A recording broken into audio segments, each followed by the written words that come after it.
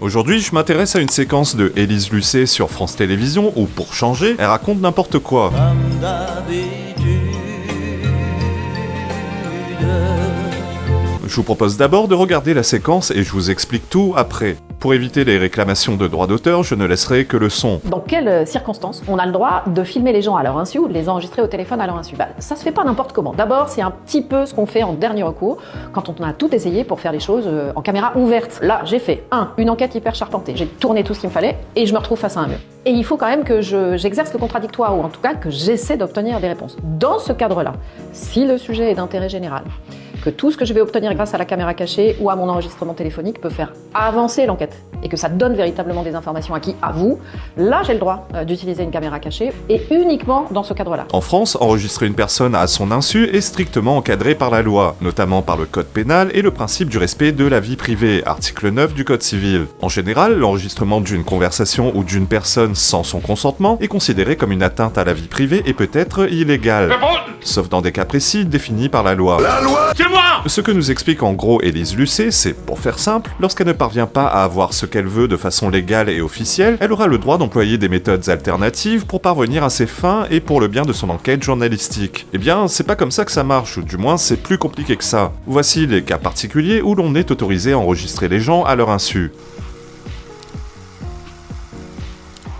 Les autorités judiciaires ou les forces de l'ordre peuvent être autorisées à enregistrer une personne à son insu dans le cadre d'une enquête pénale, mais uniquement avec une autorisation d'un juge, par exemple pour des écoutes téléphoniques ou des enregistrements dans des lieux privés ou publics pour des infractions graves. Cela est régi par le code de la procédure pénale, notamment les articles 100 et suivants pour les écoutes téléphoniques ou dans le cadre de dispositifs comme les interceptions de communications électroniques. Jusqu'à preuve du contraire, Élise Lucet est journaliste et non enquêtrice judiciaire.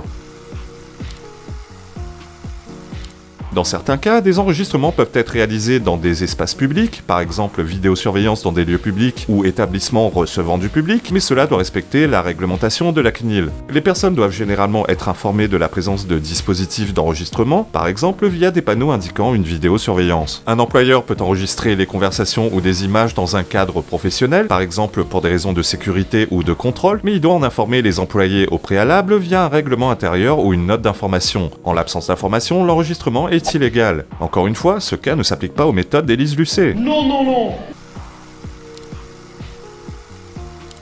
En France, un enregistrement réalisé à l'insu d'une personne peut être utilisé comme preuve dans un procès civil, pénal ou prud'homal si certaines conditions sont remplies. La preuve ne doit pas avoir été obtenue par des moyens frauduleux ou déloyaux comme en piégeant une personne. L'enregistrement doit être nécessaire pour défendre ses droits et ne pas porter une atteinte disproportionnée à la vie privée de la personne enregistrée. Les tribunaux apprécient au cas par cas. Par exemple, un enregistrement clandestin peut être admis dans un litige prud'homal pour prouver un harcèlement moral si aucun autre moyen de preuve n'était disponible, mais il peut être rejeté si jugé déloyal. Là encore, ça ne s'applique pas aux propos d'Élise Lucet car elle parle d'enquête journalistique, pas d'une procédure judiciaire.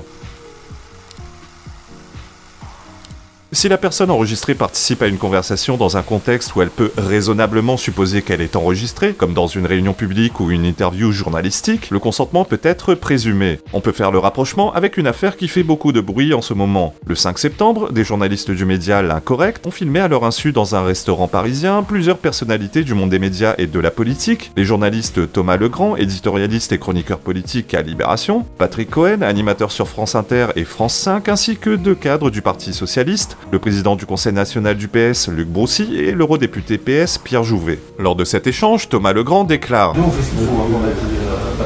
Cela fait référence à Rachida Dati, ministre de la Culture et candidate Les Républicains pour les élections municipales à la mairie de Paris en mars 2026. Les propos sont interprétés comme une volonté de saboter sa campagne en mettant en lumière ses mensonges et son attitude envers la presse. Le magazine L'Incorrect et Juliette Briens, journaliste et directrice de la communication du magazine ayant diffusé les images, se prendront à coup sûr une montagne de procès dans la tronche. Je vois mal comment ils pourraient justifier la diffusion de ces images prises à l'insu des personnes concernées. Il est fort probable que les avocats du magazine plaideront ce que j'évoquais plus tôt, le consentement présumé, qui joue la carte du « ils sont dans un établissement public et parlent sans prendre de précautions particulières pour rester discrets ». Donc, ils savent qu'ils prennent le risque d'être entendus, voire enregistrés. Personnellement, je doute que cette carte puisse fonctionner. peut également filmer les gens à leur insu sans craindre de poursuite, si l'on fait en sorte qu'aucune des personnes concernées ne soit identifiable sur les images ou que l'on puisse remonter à elle d'une manière ou d'une autre. Cela n'est évidemment pas le cas dans l'affaire de l'incorrect, puisque tous les contrevenants sont identifiés. Pour revenir à Élise Lucet, son excuse « si c'est dans l'intérêt général et ça fait avancer l'enquête, lâchez le droit » est complètement bidon. Ou alors elle ment par omission en oubliant de préciser mon dernier point, c'est-à-dire faire en sorte qu'on ne puisse ni identifier la personne filmée ni remonter à elle. Exemple, un fonctionnaire me donne une info que 500 autres fonctionnaires de son service ont également. Là, tu floutes tout, tu modifies la voix et il n'y a pas de problème. Par contre, si cette personne est la seule de son service à détenir cette information, il ne sera pas difficile de remonter à elle en faisant des recoupements, et là, il y a atteinte à la vie privée. Bref, de façon générale, ne prenez jamais pour argent comptant ce que vous dit France Télévisions. Ce sont les spécialistes des fausses informations et de la manipulation des faits. Des cerveaux malades. Toi aussi tu veux te battre? Avec Écolo Ottigny-Louvain-la-Neuve, nous voulons nous battre contre toute forme de discrimination, contre la xénophobie, contre les racistes, pour la communauté LGBT+. Et Cécilia, dans quel secteur doit-on se battre contre la discrimination? Le travail, l'éducation, le logement et l'accès à les droits, la police et la justice. Laurence, quelles sont les actions qu'on peut mener au niveau communal? Former notre personnel communal, informer et accompagner nos citoyens et sensibiliser nos enfants. Alors le 13 octobre, on vote contre les discriminations.